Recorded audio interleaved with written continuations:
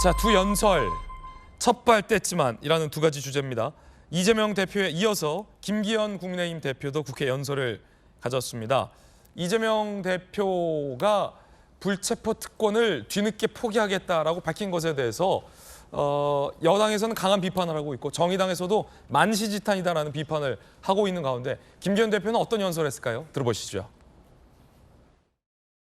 사법 리스크, 돈 봉투 비리, 남탓 전문, 말로만 특권 포기, 사돈 낱말 정당 대표로서 하실 말씀은 아니었습니다. 국회의원 불체포 특권 진짜로 포기합시다. 국민들 앞에 불체포 특권 포기하겠다고 여러 차례 약속했습니다. 대선 때는 공약까지 했고요. 그런데 손바닥 뒤집듯 뒤집었습니다. 정중한 대국민 사과부터 하는 것이 그게 도리입니다. 구체적으로 어떻게 약속을 실천하실 것인지 방안을 제시해 주시기 바랍니다. 불체포 특권 포기 서약서에 서명할 것을 제안합니다. 야당의 답을 기다리겠습니다. 이재명 대표가 불체포 특권을 포기하겠다 말한 게 이번이 처음은 아닙니다.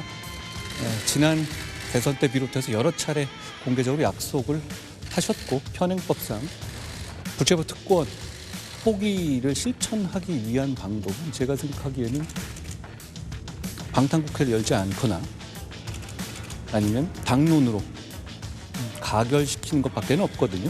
어떤 것을 하시겠다는 건지 저는 궁금합니다. 자, 김기현 대표에 이어서 한동훈 장관의 발언도 들어봤습니다. 자, 이양수 수석, 지금 여당에서는 이재명 대표의 불체포 특권 포기를 안 믿어요.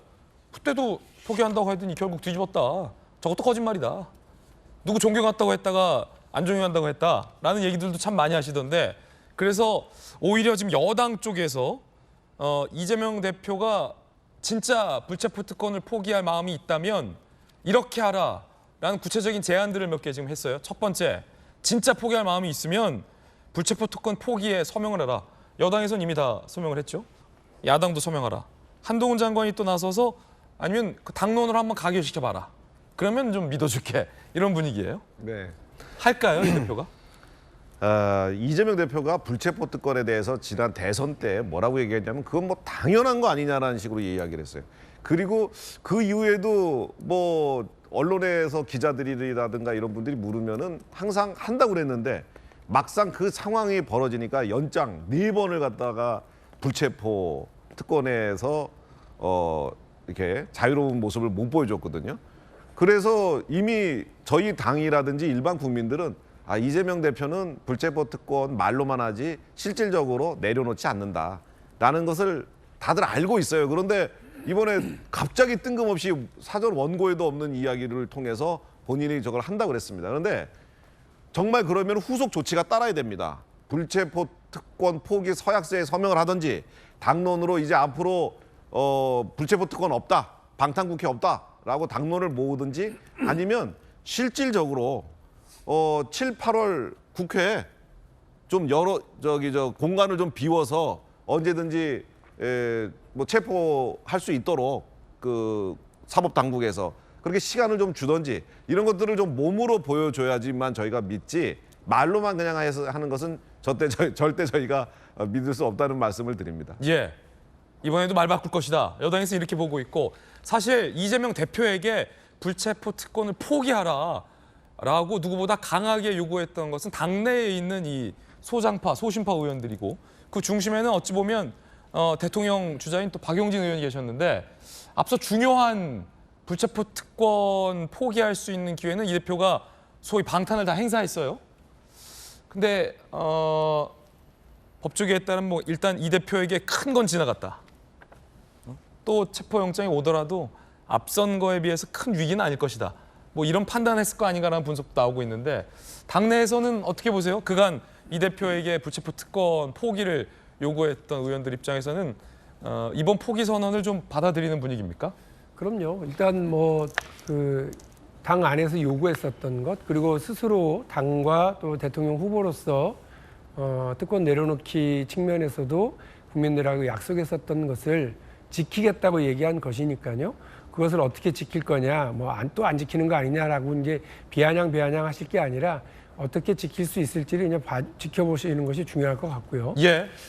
저는 그 김기현 대표가 제안한 불체포특권 포기 선언에 대해서 야당이 참여하는 것도 저는 찬성합니다. 왜냐하면 서명하는 것도 찬성하신다. 예, 왜냐하면 그 실제로요, 이 불체포특권이 의미를 갖는 이유는 뭐냐면 느닷없이 국회의원을 권력기구인 검찰, 경찰 혹은 뭐 안기부 뭐 이런 데에서 우다다닥 와가지고 인신구속을 해버리는 그런 상황 때문에 야당 의원이 혹은 국회의원이 자기의 말을 권력이 무서워서 말을 못하게 되거나 비판을 하는 기능을 상실하게 될까 봐서 헌법적으로 보호 조치를 만들어 놓은 것 아니겠습니까? 회기가 열리는 동안에는 인신구속할 수 없고 인신구속을 하려면 체포하거나 구속을 시키려면 반드시 국회에서 그 표결을 하라라고 하는 겁니다. 그래서 아주 오래전부터 있었던 건데요. 지금은 제 기억이 맞으면 윤관 대법원장 시절에 아주 옛날 얘기죠. 97년, 98년 즈음에 그 이른바 영장실질심사제도라고 하는 게 도입이 돼서 사법 시스템이 사실은 완전히 달라졌거든요. 그래서 그 뒤부터는 인신구속, 체포영장, 구속영장을 하려고 그러면 반드시 판사 앞에 가서 이 신문을 받게 돼 있었습니다. 그래서 이전에는 그냥 검찰에서 구속영장을 발부해 오면 무조건 그냥 승인했는데 이제는 본인이 원하면 영장실질심사 받아요.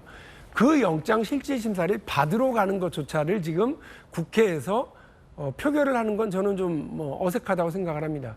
보통 국회의원들에게 특권 하는데 불체포 특권과 면책 특권이라는 게 있습니다. 저는 이 면책 특권은 여전히 필요하고 국회의원들의 어떤 권력에 대한 견제, 비판 이 예. 기능을 하기 위해서 필요한데 이 불체포 특권은 영장실질심사 제도가 도입된 이후에는 사실상 사문화돼도 되는 없어도 되는 그런 조항이라고 생각을 합니다. 모든 국민이 다 영장실질심사를 받는데 국회의원만 한 단계를 더 해서 그걸 굳이 국회의원들이 표결을 할 필요는 저는 없다고 생각을 하기 때문에요. 어쨌든 이재명 대표가 본인도 이걸 포기하겠다고 했으니 그 부분에 대해서 여야가 잘 합리적인 방안으로 실천하라. 다음에 그런 안이 왔을 때 예. 체포영장과 구속영장이 왔을 때 이 부분에 대해서 어떻게 다른 국민들과 똑같이 할 수 있을지에 대한 방안을 일정을 조정하든 표결을 표결을 하든 이런 것들을 잘 판단해서 하면 저는 제일 문제라고 보고요. 한 가지 좀 아쉬운 건 그 좋은 제안도 많이 있었습니다. 김기현 대표의 연설 중에 또 생각해 볼 만한 이제 제안들도 있었죠. 그런데 굳이 저렇게 아주 싸우려고 작정하고 본인도 24페이지 정도 연설문을 읽는데 10페이지가 안 돼갖고 목이 다 쉬어버렸어요. 그래서 난 저분이 지금 당대표 선거를 다시 나가는 전당대회 하나 아니면 국민들 앞에 여당의 어떤 국가적 제안과 고민을 담은 제안을 하는 건가 아니면 그냥 동네 그냥 싸우러 나왔나 이런 좀 아쉬움이 있었어요. 그날 어제 그 뒤를 바라보니까 초등학생들이 앉아 있는데 부끄럽게 그지 없었습니다. 그 여야가 굳이 대정부 질문 자리라든지 혹은 그런 교섭단체 대표 연설 자리에서 아예 상대를 자극하기 위한 방식으로 연설을 하는 건 좀 지양했으면 하는 바람입니다. 여야 대표 마찬가지죠. 이재명 대표가 밝힌 불체포 특권 포기 이번엔 진짜일까요? 한번 뒤집은 전력이 있기 때문에 후속 조치를 여당에서는 요구하면서 압박하고 있습니다. 세 가지 방법을 여당에서는 제시했어요. 그 말 진짜면 서명하든가 아니면 국회 소집하는 거 하지 말든가 아니면 당론으로 가결하든가 셋 중에 한번 해봐. 못하면 가짜 아니냐라는 일종의 정치적 압박입니다. 기자들이 바로 이 대표에게 물어봤습니다. 서명하실 겁니까? 뭐라고 답변했을까요? 우리 김기현 대표께서 여당 대표인지 야당 대표인지 잘 구별이 안 됐습니다. 야당 발목을 잡고 야당 비난하는데 왜 저렇게 주력하시는가 이해가 좀 안 됐습니다. 불체포 특권 포기 서명 제안했는데 의사실 생각 있으신가요? 자, 또 답변을 안 했습니다. 서명할 거냐라는 기자의 질문에 대해서 묵묵부답을 했습니다.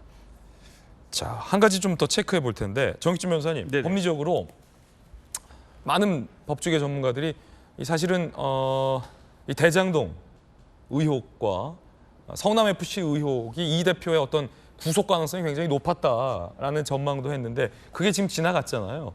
그래서 남은 혐의들이 좀 뭐 그렇게 뭐 구속 사유가 구속 가능성이 뭐 높지는 않다라는 혐의들이긴 한데 어떻게 보세요? 글쎄요, 저는 그렇게 보이지는 않고요. 그다음에 저는 개인적으로 어떤 생각이 드냐면 김기현 대표 말씀하신 걸 제가 쭉 다시 봤는데 좀 말씀이 과했다는 생각이 들어요. 왜냐하면 잘한 건 잘했다고 격려를 갖다가 해야죠. 그러니까 예컨대 어떤 애가 있어요. 근데 걔가 맨날 약속도 안 지키고 거짓말만 해요. 그다음에 이모한테까지 막 욕설도 하고 막 그런단 말이에요. 근데 그 애가 갑자기 반성하고 앞으로는 잘하겠습니다. 앞으로는 약속 잘 지키고 열심히 살겠습니다. 이러면은 그 사람이 어른이 칭찬하고 격려하고 그래야지. 너 아니야. 너 옛날에 약속 안 지키고 뭐 그랬으니까 다음에 또 안 지킬 거야. 그러면 오히려 약속을 지키고 바르게 살려고 생각을 했다가 갑자기 반발심이 딱 생겨가지고 그러면 앞으로 나 약속 안 지키겠다. 이렇게 되면 어떡합니까? 그런데 저는 어떤 생각이 드냐면 백현동이 생각이 나요. 백현동이 왜 생각이 나냐면 지금 대장동 성남FC 못지않게 그 큰 게 대북송감은 제일 크고요. 그다음에 백현동도 만만치 않거든요. 그래서 백현동 수사가 어떻게 진행되고 있나 제가 살펴봤더니 김인섭 씨가 4월 14일 날 구속됐어요. 예. 그다음에 5월 2일 날 기소됐어요. 그다음에 그 뒤에 있던 시행사 정모 대표가 6월 9일 날 구속이 됐어요. 그러니까 백현동 수사가 사람들의 관심에서 조금 멀어져 있는 사이에 탁탁탁 진행이 되고 있거든요. 근데 백현동의 핵심은 누굽니까? 김인섭입니까? 아니거든요. 왜냐하면 종상향 4단계 어마어마한 그 말도 안 되는 그런 일들을 그래가지고 시행사가 3천억인지 몇천억인지 벌게 했는데 그거를 김인섭이 했습니까? 그 종상향 한 것은 누구냐면은 성남시장이었다고요. 그런데 이재명 대표가 나는 모르고 나는 그냥 올라온 거 그냥 사인만 했을 뿐이다. 이렇게 이야기하지 않았다고요. 왜냐하면 이재명 대표가 지난번 대선에서 뭐라고 이야기했냐면 이거는 국토부에 협박이 있었다고 그랬단 말이죠. 예. 그러니까 국토부에 협박이 있었다라고 하는 것은 국토부에 협박이 없었으면 내가 종상향 4단계 안 했을 텐데 어쩔 수 없이 불가피하겠다는 것이고 그 이야기는 뭐냐면은 이 사인한 것을 서명한 것을 결제한 것을 이재명 당시 시장이 알고 했다는 이야기죠. 그렇기 때문에 제 생각에는 이제 백현동 관련해서도 조만간 수사가 시작이 될 것이다라고 생각이 되고 그다음에 그렇게 되면은 이재명 대표에 대해서 다시 또 소환하고 그다음에 이제 왜냐하면 뭐 김인섭도 구속되고 뭐 정모 씨도 구속되고 다 구속됐으니까 이재명 대표에 대해서도 또 구속영장이 청구될 가능성이 굉장히 크다고 보여지는데 남은 혐의도 만만치 않다. 그러니까요. 그때 네. 이제 이재명 대표가 진짜. 엊그제 하신 말씀을 잘 지키기를 갖다 저는 기대하고 있습니다. 자, 과연 이 대표는 정말로 불체포 특권을 포기할까 궁금합니다.